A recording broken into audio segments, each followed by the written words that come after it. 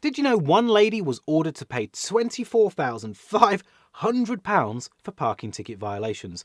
And she's not the only person who's been taken to court over parking tickets. So let's see what tips for dealing with parking fines we can pick up from a few high-profile UK cases. Before diving in, if you're worried that an outstanding ticket might soon land you in hot water, then you may be best off consulting a solicitor. They could cost far less than you might imagine, with services like Just Answer offering a trial for only £5. I'll leave a link to them in the description below. Now back to it. There are a few popular and potentially dangerous myths floating around that private parking fines are never enforceable and you should just ignore them all. This can be very costly advice to follow, as we'll soon see.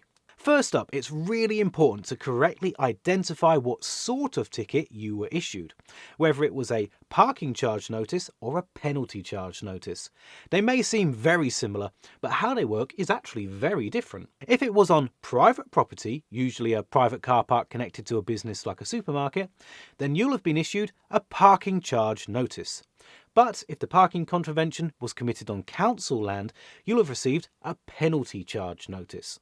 A council penalty charge notice is an official fine, which means there's a strict process to follow. In short, if it's a penalty charge notice from the council, then either pay up or appeal promptly. Never ignore it.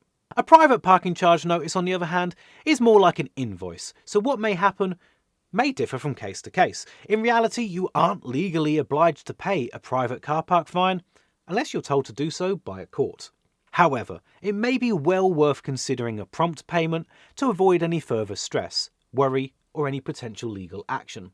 Plus, many companies offer a decent reduction in their fine for an early payment.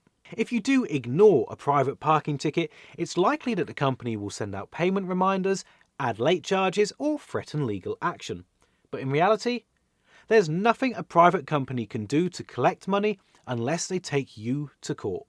But that doesn't mean you should just ignore a private parking fine. It's fairly likely that the company who issued you with a ticket will be willing to involve the courts, so you can't just forget about them. One of the most important cases that proved the legal strength of a private parking ticket was the often referenced Parking Eye versus Barry Beavis. Mr. Beavis was so sure that a private ticket couldn't be enforced that when the Court of Appeal ruled in favour of Parking Eye, Mr. Beavis escalated things right up to the Supreme Court, and in doing so, he set a precedent for future cases. The Supreme Court also ruled in favour of Parking Eye Limited, stating that the company was within its right to charge motorists for not paying or for overstaying their parking, on the condition that the amount charged was not out of proportion. At the time, the £85 charged to Mr. Beavis was judged to be in proportion, and he had to pay it. So, if a private parking company does take court action against you, then, like Mr. Beavis, a judge can make it your legal responsibility to pay, and the fine may become greater due to court costs. You may also be issued with a county court judgment, and a bailiff could be authorised to collect money from you. The one exception to all of this is if the company is not registered with any accredited trade association. If that's the case, then proceed with caution. These companies cannot contact the DVLA for your details, so they can only access your address by other, possibly illegal means. Do your research, and if in doubt, you can check if a company is an ATA member by calling the British Parking Association. Beware though, the call isn't free.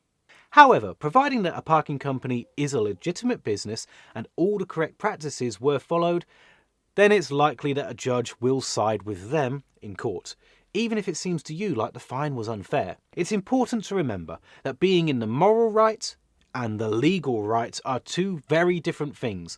Whilst you may feel that you had every right to park when and where you did, if there's not a legal basis for your argument, then the court will likely just rule against you. A somewhat sobering example of this is the case of a 28-year-old woman who was ordered to pay a bewildering £24,500 for parking contraventions. She thought that parking fines were not enforceable and held firm to the belief that she could and should park there for free since the space in question was outside of her father's house. Morally, I can see where she was coming from, but legally she was in the wrong, as that space required a £40 per month permit, which she refused to purchase. After parking there again and again, And again, she received and ignored literally hundreds of tickets, amounting to a scarcely believable £18,500. The parking company, unsurprisingly, eventually took her to court, where the judge made her legally responsible to pay up.